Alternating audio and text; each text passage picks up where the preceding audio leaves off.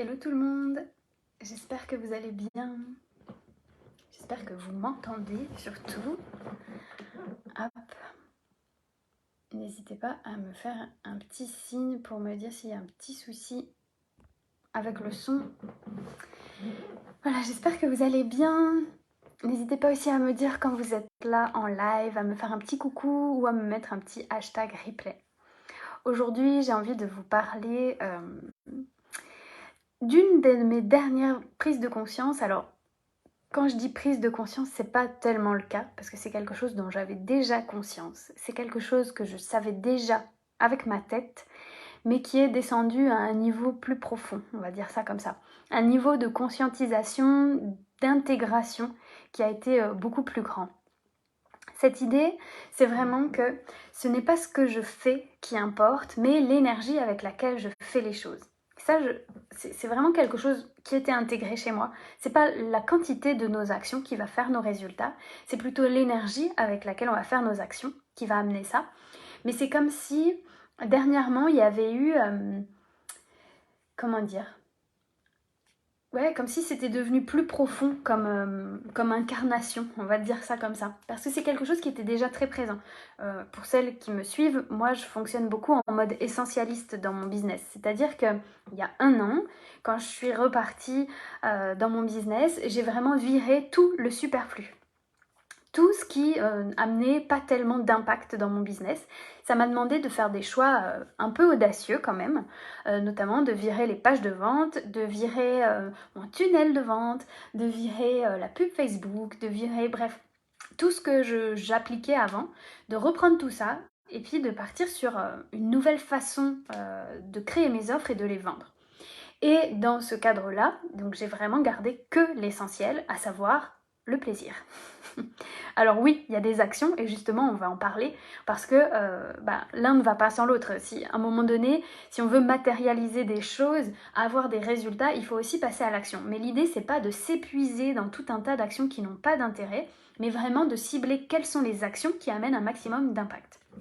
Et ce que je voulais partager avec vous, c'est vraiment 3 choses essentielles qui vont faire notre réussite ou notre succès. C'est l'être, le faire et l'avoir. L'être, c'est vraiment qui on est. C'est l'énergie avec laquelle on va poser les choses. C'est qui on est quand nos émotions sont basses. C'est qui on est quand le doute est là et que le mental s'emballe. C'est comment on se dirige dans nos pensées, comment on redirige nos croyances, comment on y va même quand on a peur, etc. etc. Ensuite, il y a le faire, parce qu'à un moment donné, il faut poser des actions dans la matière. C'est vraiment... cette énergie du yin et du yang, c'est vraiment l'équilibre des deux qui va amener des résultats. On ne peut pas être juste dans le faire, ou alors si ça va marcher, mais à un moment donné on va s'épuiser, mais on ne peut pas être juste dans l'être, à un moment donné, on ne peut pas attendre dans notre canapé que les clients arrivent, ça ne marche pas. Il faut les deux. Il faut à la fois cette dose d'inspiration, cette dose d'émotion, cette dose un peu invisible, pour tenir l'énergie, pour rester dans la confiance, etc. Et il faut aussi poser des actions en alignement avec nos désirs, évidemment, parce que sinon, on va récolter des résultats. Et ça, justement, c'est le 3e truc de l'équation, avoir des résultats qui vont être sur le même niveau de fréquence que les actions qu'on a posées. Donc, c'est vraiment être, faire et avoir. Et finalement, c'est l'être corrélé au faire qui va amener l'avoir. C'est-à-dire, c'est ce que je vais faire et l'énergie avec laquelle je vais faire les choses qui va amener les résultats que j'ai. Donc si aujourd'hui les résultats que j'ai ne me conviennent pas, potentiellement j'ai 2 grands leviers, les actions que je pose, peut-être que c'est pas les bonnes, peut-être que je peux poser d'autres actions qui amènent plus de résultats, mais peut-être aussi que c'est l'énergie avec laquelle je fais les choses et que peut-être une action qui sur le papier ramène moins de résultats amènera plus d'impact chez moi parce que ça me met plus dans le plaisir. Donc ça, c'est vraiment important. Et en fait, ce qui se passe, c'est que la plupart du temps, on a, une mauvaise équation dans ces 3 paramètres. Entre le être, le faire et l'avoir, on va les corréler dans un ordre qui n'est pas le bon.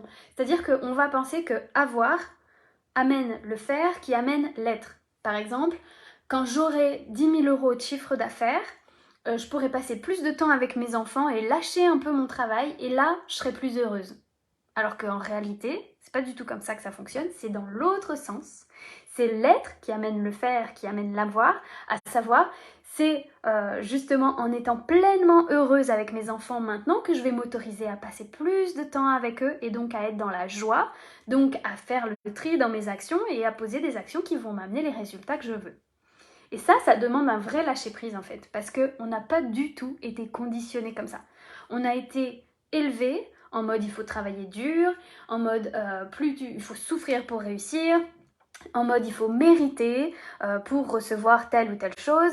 Et bref, tout ça c'est venu créer des conditionnements qui font qu'aujourd'hui dans notre business, eh bien du coup on va sacrifier du temps avec nos enfants, on va sacrifier du temps avec notre couple ou voilà, et on va penser qu'il faut choisir, c'est ou le business ou les enfants.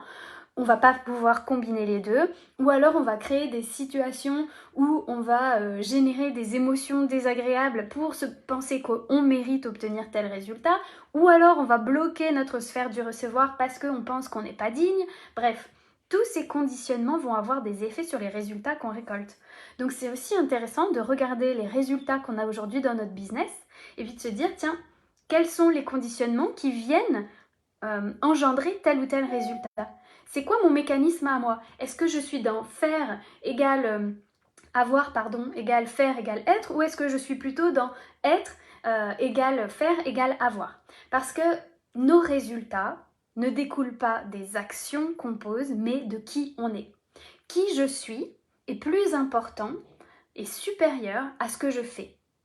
Et ça, c'est vraiment quelque chose que je vous disais qui est descendu un cran plus bas, dans le sens où j'ai pris la décision dernièrement que à chaque fois que je me dis qu'est-ce que je peux faire pour avoir plus de ventes, qu'est-ce que je peux faire pour grandir mon chiffre d'affaires, qu'est-ce que je peux faire pour patati patata, et bien maintenant, je me suis créé cette habitude de remplacer ça par ok. En fait, l'idée, c'est pas de faire plus, c'est pas de faire un énième post, c'est pas de faire une énième newsletter ou une énième offre, mais c'est vraiment de grandir la confiance de ok, qui est-ce que je suis? Comment je peux être encore plus heureuse là, maintenant? Puisque moi, le but de tout mon business, c'est de mettre mon business au service de ma vie pour avoir un maximum de bonheur avec mes enfants, avec ma famille. Ça, c'est mon but ultime, le bonheur avec ma famille. Donc l'idée, c'est pas qu'est-ce que je peux faire pour avoir plus de ventes pour être plus heureuse, c'est qu'est-ce que je peux ressentir, enfin qu'est-ce que je peux faire là maintenant pour être plus heureuse de manière justement à encaisser plus de ventes, plus d'argent, plus de clients, etc.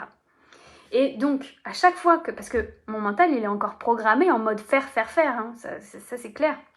Donc, très régulièrement, j'ai cette question qui est là. Qu'est-ce que je peux faire pour patati patata? Qu'est-ce que je peux faire pour patati patata? Et là, je redirige. Depuis une semaine, je m'amuse à chaque fois que la pensée vient de me dire, ok, non, qui est-ce que je peux être? Ou alors, comment je peux ressentir encore plus de joie et de bonheur maintenant? L'argent ne répond pas à ce qu'on fait, mais à qui on est. Excusez-moi, j'ai un chat dans la gorge. Voilà, j'espère que ça vous parlera. Ça m'a coupé la chic.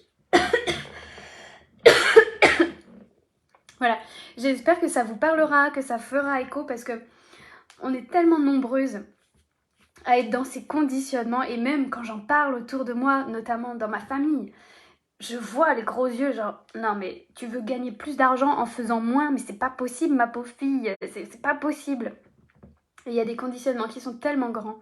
Mais vraiment, je vous assure que je le vois dans mon activité, c'est juste ouf. Aujourd'hui, j'ai 2 à 3 fois plus de chiffre d'affaires qu'il y a un an, alors que je travaille, je sais pas combien de fois moins. Mais parce que j'ai choisi les bonnes actions et parce que l'énergie que je mets dans ces actions-là, elle est tellement différente.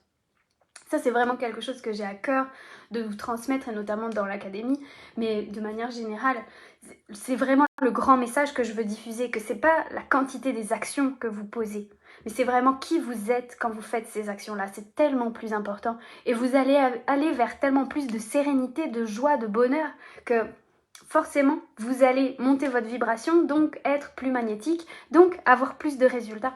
C'est juste... en fait, d'une logique imparable quand on y pense. Simplement, il faut s'autoriser à sortir de nos conditionnements et à voir les choses un petit peu autrement. Voilà ce que je voulais partager avec vous aujourd'hui. Je vous souhaite une belle fin de journée et puis je vous dis à très vite.